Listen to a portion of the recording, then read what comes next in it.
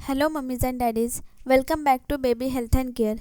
आज का टॉपिक बहुत ही इंटरेस्टिंग है और साथ ही बहुत ज़्यादा ज़रूरी भी है हमारे बच्चों के सेफ्टी के लिए। पेरेंट्स की ज़रा सी सावधानी बच्चों को बहुत सारे हादसे से बचा सकती है। बच्चे जब बैठना सीख जाते हैं उसके बाद उन्हें अपने घुटनों पे चलने में ज़्यादा देर नहीं लगती है। जब बच्चे धीरे धीरे चलना सीखते हैं तब पेरेंट्स की खुशी देखने लायक होती है। लेकिन उम्र का ये दौर यानी 6 महीने से लेके जब तक बच्चे 3 साल के नहीं होते तब तक ये दौर हादसों के लिए सबसे नाजुक होता है। बच्चे अक्सर चलते फिरते खुद को नुकसान पहुंचा लेते हैं या फिर किसी और चीज़ से जाने अनजाने अपने आप को हार्म कर लेते हैं। पेरेंट्स की ज़रा सी सावधानी से बच्चों को इन सारे हादसों से बचाया जा सकता है। बस ज़रूरत है तो आपकी थोड़ी सी सावधानी की। तो चलिए फिर वीडियो शुरू करते हैं और जानते हैं कि ऐसे कौन कौन से हादसे होते हैं जिससे बेबी को नुकसान हो सकता है और उससे आप अपनी बेबी को किस तरीके से बचा सकती हैं। बच्चे अक्सर बेड से या सीढ़ियों से गिर जाते हैं। बच्चों को हो सके तो 2 साल की उम्र तक बेबी कॉट में ही रखें या फिर ज़मीन पर गद्दा लगाकर वहां उन्हें सुलाएं। अगर आप बेबी को बेड पे रखना चाहते हैं तो बेड के चारों तरफ रोलिंग लगा दें। बच्चे को 1 मिनट के लिए भी बेड पर अकेला ना छोड़ें। बेड के नीचे भी एक अच्छा और साफ़ कारपेट बिछाकर रखें। बाहर जाने से पहले या किसी भी काम में बिज़ी होने से पहले बच्चे को बेड से नीचे उतार दें। इसी तरह अगर आपके घर में सीढ़ियाँ हैं या सीढ़ियों के साइड में गैप है तो उस गैप को खाली ना रखें, उसे किसी चीज़ से भर दें। गैप को आप प्लास्टिक की रस्सी डालकर भी भर सकती हैं। सीढ़ियों के साइड के गैप को अगर बंद ना किया जाए तो बच्चा साइड से झांकते हुए उसमें गिर सकता है। सीढ़ियों को हमेशा साफ़ रखें और उसके ऊपर कोई भी चीज़ ना रखें। अगर आप कोई चीज़ रखेंगी तो हो सकता है कि बच्चा उस चीज़ को लेने के लिए या उसे पकड़ने के लिए जाए और वहाँ से गिर पड़े। अगर किसी वजह से बच्चा सीढ़ियों से या बेड से गिर गया है तो आप क्या इलाज कर सकती हैं। अगर आपका बच्चा सीढ़ियों से या बेड से गिर जाए तो आप बिल्कुल भी घबराएं नहीं। अपने बच्चे को अच्छे से देखें कि उसे कहीं पे खास चोट तो नहीं आई है। बच्चे के सिर में या कहीं और सूजन आ गई है तो उसे बर्फ़ से सिकाई कर दें। 3 से 4 पीस बर्फ़ के टुकड़े लें, उसे सॉफ्ट कॉटन के कपड़े में रखकर एक पोटली बना लें और उससे 10 से 15 मिनट सिकाई करें।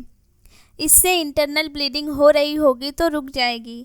अगर बच्चे के नाक या कान से खून आ रहा है या बच्चे को बार बार उल्टी हो रही है या फिर दौरा जैसा पड़ रहा है या फिर अगर गिरने की वजह से कहीं फ्रैक्चर हो गया है तो उसे तुरंत डॉक्टर के पास ले जाएं।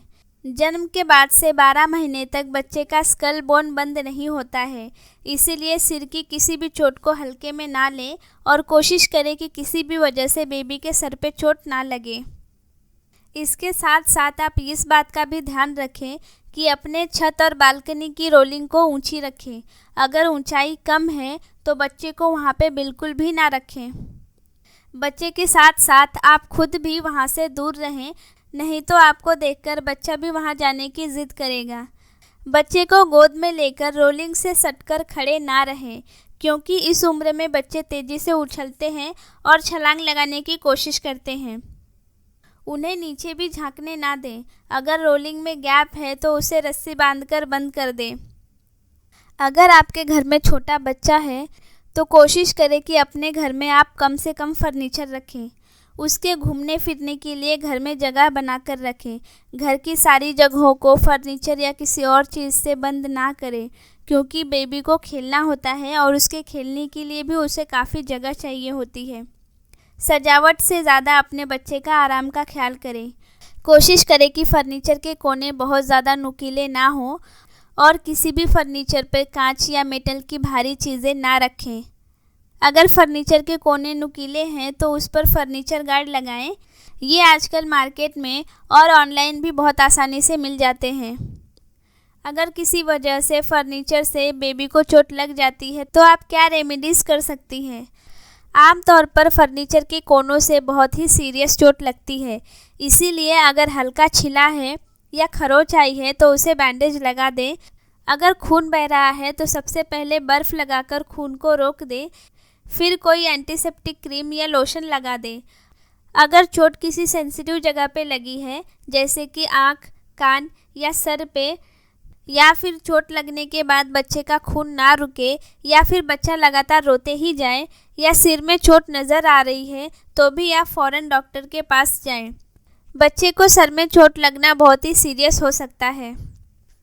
छोटे बच्चे घर के हर कोने में घूमते रहते हैं और पानी के साथ खेलना तो उन्हें बहुत ही अच्छा लगता है।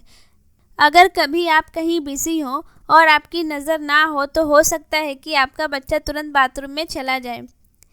इससे बचने के लिए बाथरूम में ज़्यादा पानी ना रखें। कोशिश करें कि बाथरूम सूखा रहे।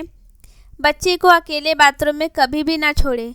सबसे बड़ी बात, बाथरूम में टब में पानी भरकर बिल्कुल भी ना रखें। बच्चा पानी के टब में गिर सकता है या बच्चा डूब भी सकता है। अगर पानी भरकर रखना आपकी मजबूरी है तो ऐसे टब में रखें जिसका ढक्कन अच्छी तरह से बंद हो जाता है। इसके अलावा और भी ऐसी चीज़ें जिसमें आपने पानी भरकर रखा है उसे अच्छी तरीके से बंद करके रखें। टॉयलेट क्लीनर, साबुन, शैम्पू, डिटर्जेंट, ये सब चीज़ें बच्चों के पहुंच से दूर रखें। हेयर ड्रायर, शेविंग क्रीम, ये सब भी चीज़ें बच्चों से बहुत दूर रखें। टॉयलेट सीट को बंद करके रखें और ध्यान रखें कि पानी की लीकेज ना हो। बाथरूम में हमेशा नॉन स्लिप मैट यूज़ करें। टब में भी मैट यूज़ कर सकते हैं। हर यूज़ के बाद बाथरूम को वाइपर से साफ़ करें और अच्छी तरह सूखने दें, ताकि अगर गलती से बच्चा बाथरूम में चला भी जाए तो वो तुरंत वहाँ पर फिसल कर ना गिरे। अगर इनकेस बच्चा बाथरूम में फिसल जाए तो आप क्या फ़र्स्ट एड कर सकती हैं। अगर गलती से बच्चा बाथरूम में चला जाए और फिसल जाए तो सबसे पहले कि चेक करें कि बेबी को कहीं लगी तो नहीं है या फिर उसे कहीं सूजन तो नहीं आई है। अगर सूजन हो गई है तो वहाँ पे बर्फ़ से सिकाई कर दें। अगर बच्चा लगातार रोए या बच्चे को चक्कर आए या फिर किसी और चीज़ की शिकायत हो या फिर उसे बार बार उल्टी हो तो इन सब केस में आपको तुरंत डॉक्टर के पास जाना चाहिए। मोस्ट ऑफ बच्चे कुछ ना कुछ हरकत करके अपने आप को जला लेते हैं। सबसे ज़्यादा बच्चे किसी भी चीज़ को खुद पर गिराने से जलते हैं। टेबल पे बिछाए हुए टेबल क्लॉथ को खींचकर बहुत से बच्चे उस पर रखी गर्म चीज़ें खुद पर गिरा लेते हैं। कई बार किसी जलती हुई तीली, जलता हुआ दीपक, चालू इस्त्री, ये सब चीज़ों से जलने की घटनाएं होती रहती हैं। ध्यान रखें कि हर गर्म चीज़ को बच्चे से दूर रखें। गलती से भी बच्चे को किचन में ना ले जाएं। मंदिर में दिया अगरबत्ती जलाते हुए भी ये ध्यान रखें कि ये चीज़ें ऐसी जगह पर हो जहां बच्चे ना पहुंच सकें। कपड़ों को आयरन करने के बाद इस्त्री को किसी अच्छी जगह पे रख दें जहां बच्चा ना पहुंच पाए, क्योंकि आयरन करने के बाद भी बहुत टाइम तक इस्त्री गर्म ही होती है। हो सकता है कि ऐसे टाइम में अगर बच्चा इस्त्री को हाथ लगाए तो उसका हाथ जल सकता है। इन केस कभी इन सब चीज़ों से बच्चा जल जाए तो 10 से 15 मिनट के लिए जले हुए स्किन को बर्फ़ वाले ठंडे पानी में रखें। इसके लिए बाल्टी में सादा पानी डाल लें और उसके बाद उसमें 8 से 10 आइस क्यूब डाल लें। स्किन का टेम्परेचर कम होगा तो नुकसान भी कम होगा। इसके बाद पानी से निकाल कर हल्के हाथ से सॉफ्ट कपड़े से पोंछ लें और फिर बर्नॉल लगा दें। ध्यान रखें कि टूथपेस्ट ना लगाएं। इससे फ़ौरन राहत ज़रूर मिलती है, लेकिन बाद में प्रॉब्लम हो सकती है। अगर ज़्यादा जल गया है तो डॉक्टर के पास जाना ही सबसे अच्छा है। पेस्ट को हटाने में डॉक्टर का वक्त बेकार होता है और कई बार स्किन को नुकसान भी हो जाता है। डॉक्टर से पूछकर या फिर डॉक्टर के प्रिस्क्रिप्शन से हमेशा एक ऐसी क्रीम घर में ज़रूर रखें जो जलने कटने पर लगा सकते हैं। घर में बहुत सी नुकीली चीज़ें होती हैं, जैसे कि चाकू, फॉक, कैंची या इसके अलावा और भी बहुत सी चीज़ें होती हैं जो अगर गलती से बच्चे के हाथ में आ गई तो वो उससे खुद को नुकसान पहुंचा सकते हैं। इसीलिए इन सारी चीज़ों को जितना हो सके बच्चों से दूर रखें। गलती से भी ऐसी चीज़ों को खुले में ना छोड़ें। अगर गलती से बच्चे ने किसी नुकीली चीज़ से अपने आप को नुकसान पहुंचा लिया है तो पहले देखें कि उसे कितनी चोट आई है। अगर खून निकल रहा है तो कटी जगह पे बर्फ़ लगाएं और खून को रोकने की कोशिश करें।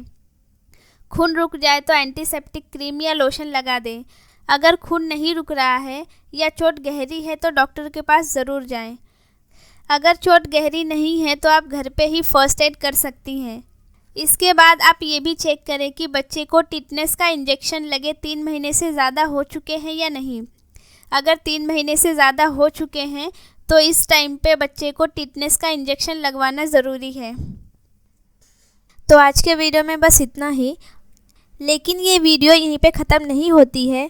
बहुत सी ऐसी और चीज़ें हैं जिससे बेबी को नुकसान हो सकता है और जिससे आप थोड़ी सी सावधानी रख के अपने बेबी को बचा सकते हैं। लेकिन ये सारी चीज़ें एक वीडियो में डालना बहुत मुश्किल है, वीडियो बहुत लंबा हो जाएगा।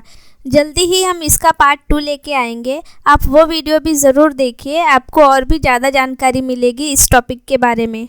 सो थैंक्स फॉर वॉचिंग, और मेरी वीडियो अच्छी लगी हो तो एक लाइक ज़रूर करते जाइए। Thanks for watching, bye bye.